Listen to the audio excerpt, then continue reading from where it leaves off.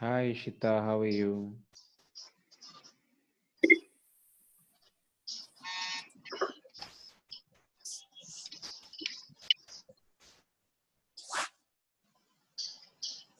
Bharath, are you able to hear Ishwar? Yeah, I'm able to hear you.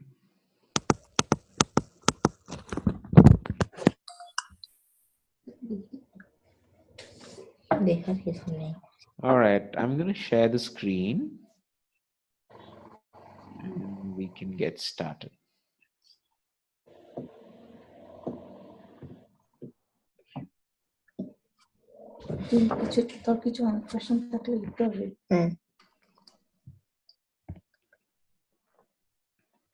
Raise hand. All right, so let's get started.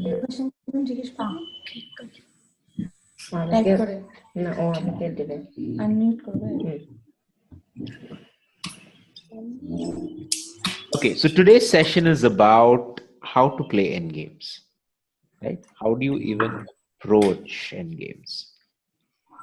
And why is it important that you play endgames properly, right? So let's get started. Again, the biggest question is there a method to the madness? Or should I just go on playing and make errors and learn from it? Right? What if there's actually a method? What if there's actually a framework? Maybe with that framework, I could play endgames better, right?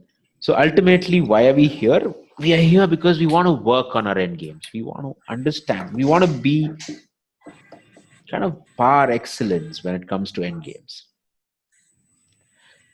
So let's take stock. How many of you here think that you're really good at endgames?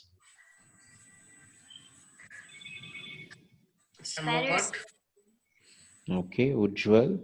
Who else? How many of you think you're really weak when it comes to endgames? Okay. All right. So the key point is endgame is something which not everybody considers it to be like a plus, right? In fact, majority of chess players think endgame is the hardest part. And it's truly the hardest. It's not easy. It's not an easy thing to master, right? Because there are so many aspects to endgames that makes it one of the hardest parts of chess, right? When you're playing middle game, you find a good tactic, you find that fork, and that's it. The game is done. But in endgame, the possibilities for you to make errors are supremely high, right? The second problem is this. Most beginners play chess in a very intuitive fashion, which is they play out of memory, they play out of habits. They make moves like e4, e5, and f3. They don't think. It's like they've done it so many times that they just do it. But when it comes to end games, you don't have that luxury. You can't afford to do that, right? So you need to actually be prepared when it comes to end games. You need to have a different mindset when it comes to end games, right? And knowing all of you, I would say your single most effort to improve your chess should be in doing endgame studies, right? Because you have all reached a rating of 1000 plus, and that is because you have developed an intuition for chess. However, that intuition is not enough for you to go beyond this, right? So remember, the chess always has two parts to it. Just a minute. Okay, so guys, I'd like you to put your this one on mute, otherwise there's a feedback. And if you have to speak, you can either raise your hand. There's a button called raise your hand. You can put that up, and then I'll unmute you, and then you could ask your questions. Right? So the two parts to doing well in chess. The first part is what I call pattern recognition. The ability to spot a pattern. So I show a position in middle game, and there's this tactic where knight moves, gives a royal check. Queen and king both under attack at the same time. If you can spot that pattern, you win the game. If you cannot spot that pattern, then that game just goes on. But you have missed a wonderful opportunity. Now, most of the kids who are below 400, 500, 600 might not spot that pattern of a fork. But somebody who's crossed 1000, who's reached 1200, has gone through so many puzzles, so many games where you have actually done that fork that you will not miss it. And somebody who's reached 2000 will definitely not miss it. But that's pattern recognition. That is only one part of the story. The other part of the story is the harder one, which is calculation. How do you build your calculation? How do you calculate what is right? How do you ensure that you can actually get your chess calculation right?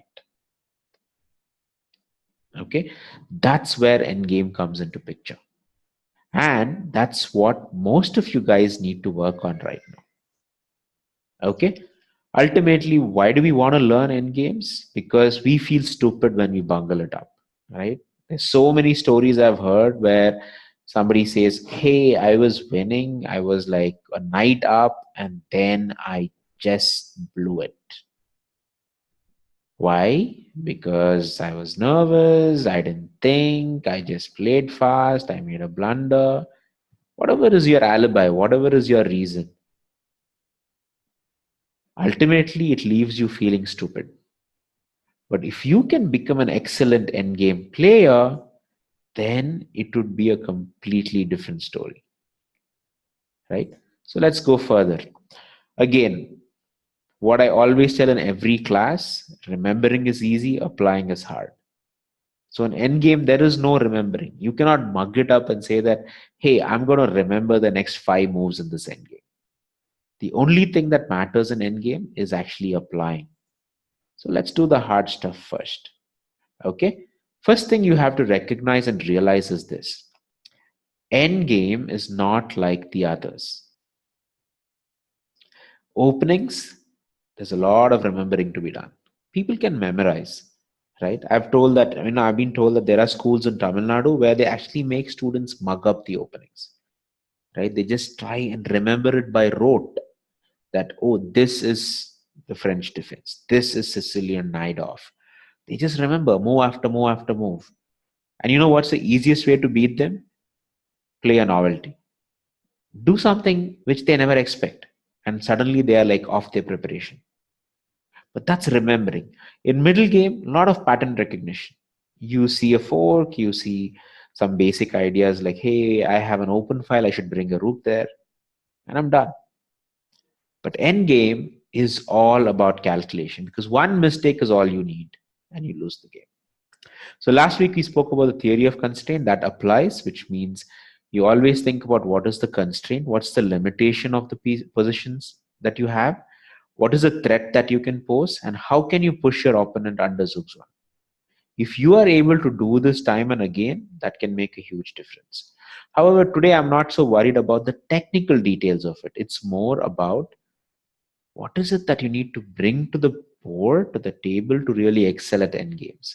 And that is one thing.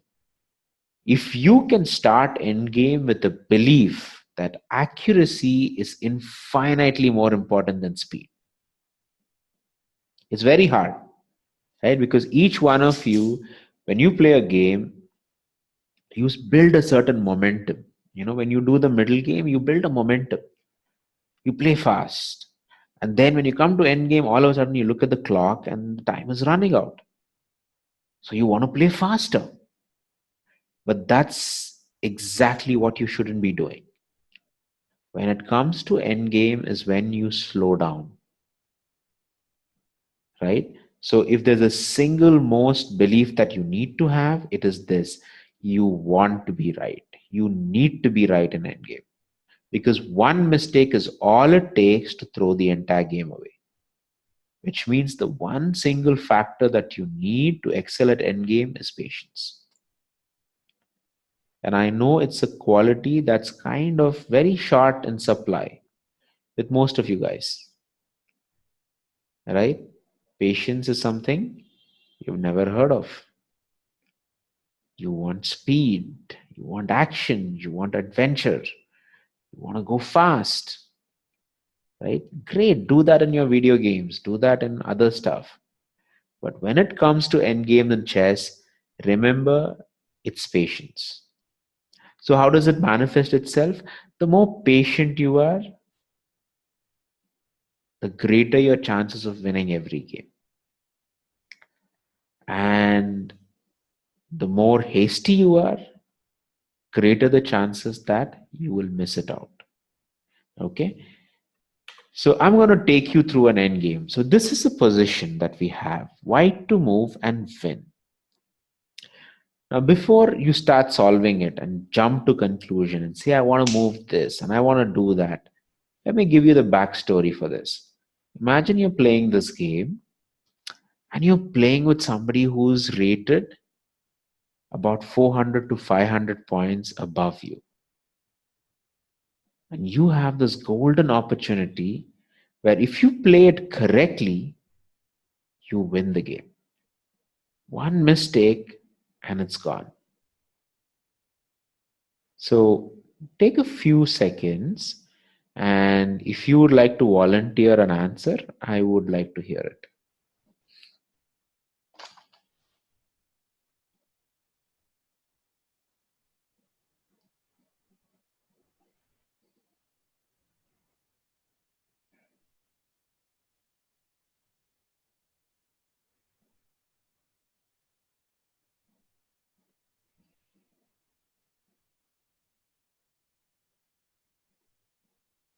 D7. Okay, who said that?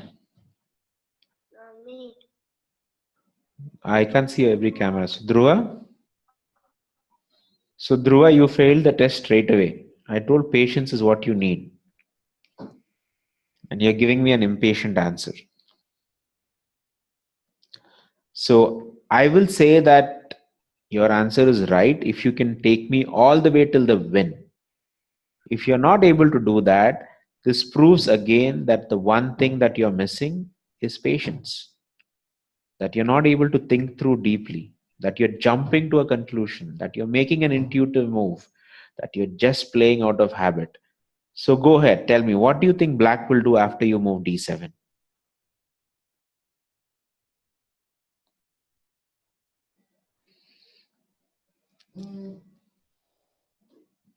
Tell me, Dhruva.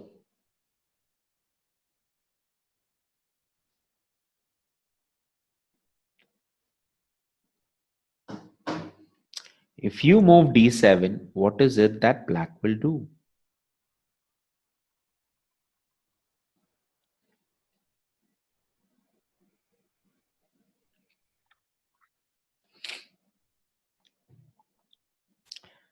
So let's put this up on the board, right? So we have it on the board here so that we can make our moves. So this is what Dhruva wants to do. What do you think black will do here? Now remember this. This session is about one question. How do I play endgames? And this is not how you play endgames.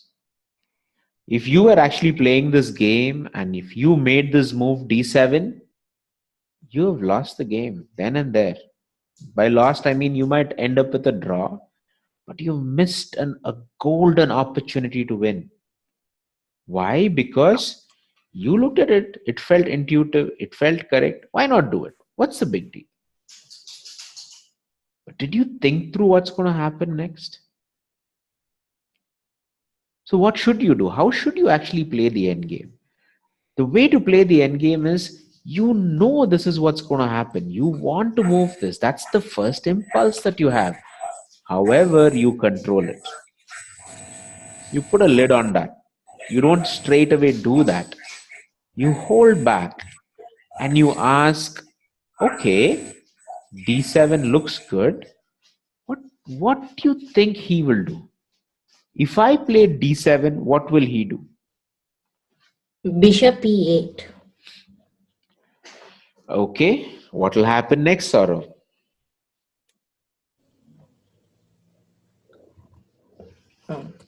Bishop e8. Yes, and then?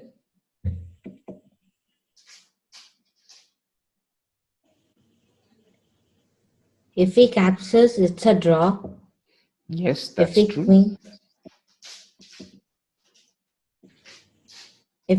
it's a stalemate.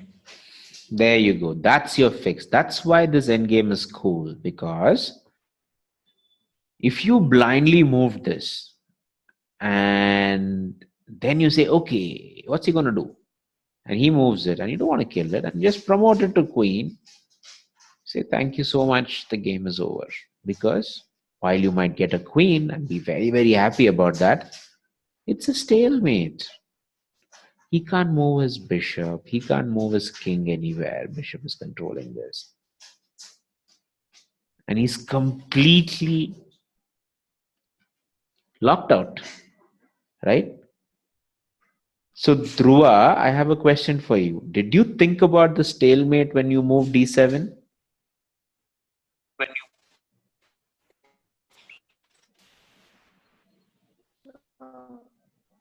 Dhruva, did you think about this? No, right?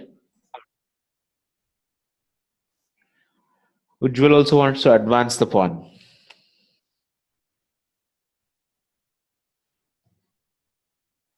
I think when you promote it, So the bottom line is this. I mean, whoever thought of d7 and wanted to move it, you didn't think through deeply. You didn't think what is going to happen. How will this game manifest itself? Right? You were least bothered about that. D7 feels good. Let me make the move. Let me push it. But then there's a shocker because now, after you stopped here, you're caught. Right? If you just go back a move, you move d7, he moves this unexpected. You're like, oh my God, what's going to happen now? Right? And thought of it, but then I saw the stalemate. Okay, good. Now you play bb5. Thank you so much. It's a draw. So that's a fix, right? You're a catch 22. Because if you capture the bishop, it's a draw. If you don't capture and support the pawn, it's a draw. If you move it and promote, it's a draw. Now it's too late for you to think. You have already committed yourself in a particular path. You can't take it back. Now, what would you want to do, Dhruva? You would want to go back, right? And think again.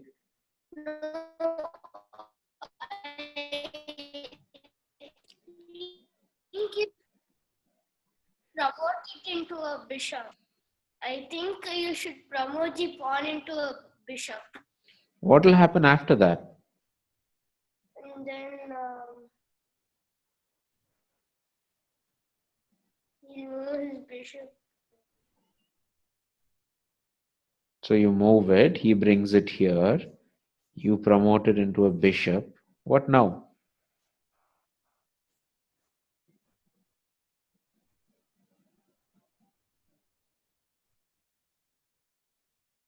If you kill this, it's again a stalemate. So B E7. B e7.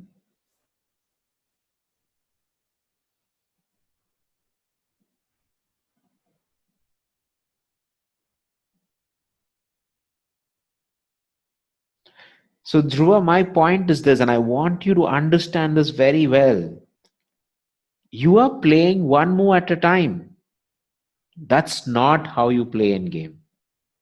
You've got to start having a plan. You should at least think what would he do after that, right?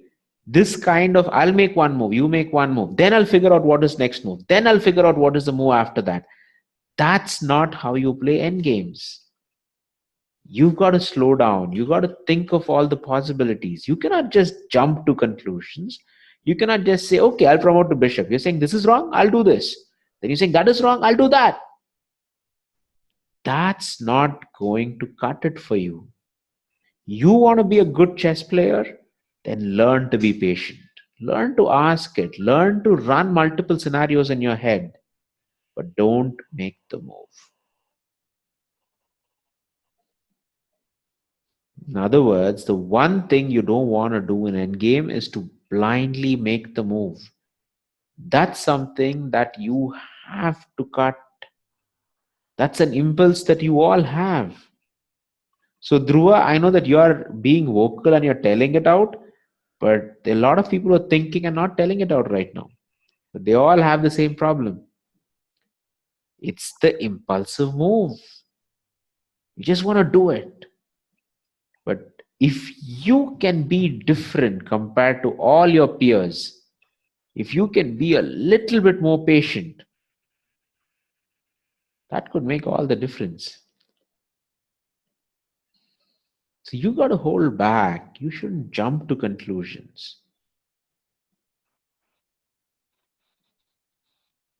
You have to think of all the possibilities. What would happen? How would the game go? So, for example, can we think of a possibility like this? What happens now? Because if he takes it, hey, now I can do this. Because now he has to move it and I can kill it. Right? However, black is also going to be thinking and he'll say, why should I take the bishop? I'd rather not do it. Instead, I would block this. So if he moves the pawn, I'm going to kill it. Now you play this. And he says, okay, fine, I'll kill it. And while you take it and think that you're going to move it, black gets opposition, which means it's a draw. Right? But this entire scenario has to run in your head. How can that happen? It can happen only if you don't make the move. If you're in a hurry to make that move, you're always going to fail.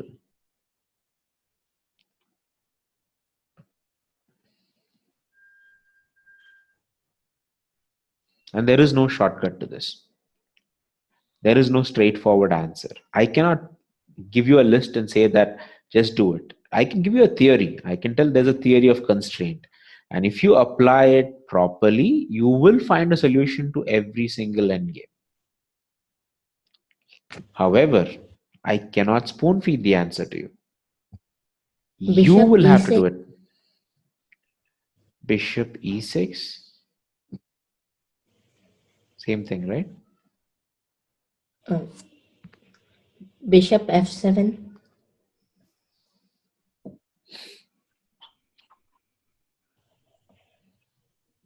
Bishop G6.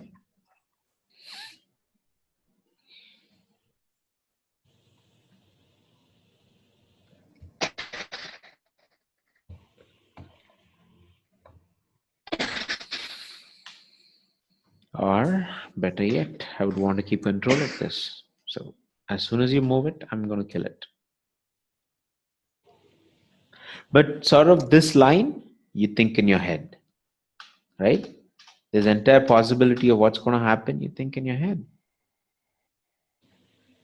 So you've got to start doing this if you want to get better at chess. How can you be patient? How can you hold it back? That impulsive move to just push it forward and get it done and then go back and say, ouch, I missed it. There is no point in that. You have to train yourself and you have to develop the patience to just wait it out and let the answer come to you. Wait it out and run different scenarios. See what happens. Eliminate what is wrong. And then what is left will be the answer.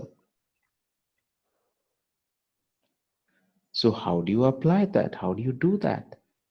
So my advice to you, what I want you to take away today is, whenever you play chess in general, you've got to develop patience. You've got to hold it back. Wait. You've got to BF7. control the impulse. BF7. BF7. BF7. Then what The bishop. happens?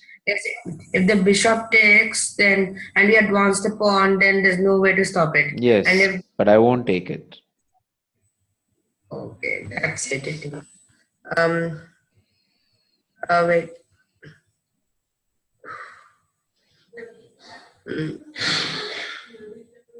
If we just if we try to attack the bishop, no, with the king, no, it won't help. Then if bishop blocks, then We ran through this, Ujjwal, just now. Bishop blocks, then you kill it. yes, King. I'm just trying to go through that because if we try any other king move or if we advance upon, they've already seen the consequences. So I'm planning to see another variation with this move. Okay. So what I'm going to do is I'm going to leave you with this position. You can take a screenshot or remember the position and try it out. We will be looking at this in class tomorrow or day after and try and understand this. But I want you to do this. From today on, I want you to think about chess as endgames. Every game is going to be this, an endgame study. And the only way you can get better at it is to actually be patient and take the time to do it the correct way. And not be in a hurry and just move d7 the first chance you get. But rather understand the depth of the problem. This problem is not so simple. It's not straightforward like you thought. You just, I move the pawn and promote. That's not going to work. It's not going to work. There is a depth to the problem. Black is going to counter your every move. So you need to find a way out. Right? So let me see how many of you can come to class tomorrow with a solution. But I'm not going to give it to you right now. I'm just telling you, if you want to play endgame right, you want to be patient. You've got to develop that ability to hold your impulses and not to just blabber out the first thing that comes out. Because if you can do it for endgames, you can do it for puzzles. So all of you guys who are stuck at 1200, 1300 and 1400, if you develop the patience, believe me, you will hit 2000 in no time. The only thing that's stopping you from doing that is your impatience, is your impulsiveness. Because you are in a constant hurry to just get it done. That's not going to work for you. Okay, I'll leave you with that thought and you can try this problem. We are going to discuss it in class. And the two other things that I want to tell you, one is the knockout tournament is going to start from Sunday evening. So if you haven't yet registered, please do so. It's a good opportunity for you to play a longer version of a game online. The second one is we have a meetup session tomorrow. So everybody who's enrolled for silver and gold, there is a session for 4 to 6. It's an extra session because usually we have it only in the last weekend of each month. But we're doing an extra session tomorrow. And it's also a Bangalore meetup. So there'll be a lot of people from outside coming. So if you want to test out your skills with somebody else than your usual classmates, it's a wonderful opportunity to stay back or come in at 4. I hope to see a few of you there, right? And we'll be doing a few more end games tomorrow. In fact, most classes is going to have this because that's the single most behavioral change that I want to bring in each one of you, which is to slow down and be patient. Okay. Thank you so much. I hope you like the session. I will see you next Friday. Okay. Bye-bye. If you have any questions, you can let me know in class. Thank you, Bharath. Good night. Thank you. Good night. Thank you. Bye-bye.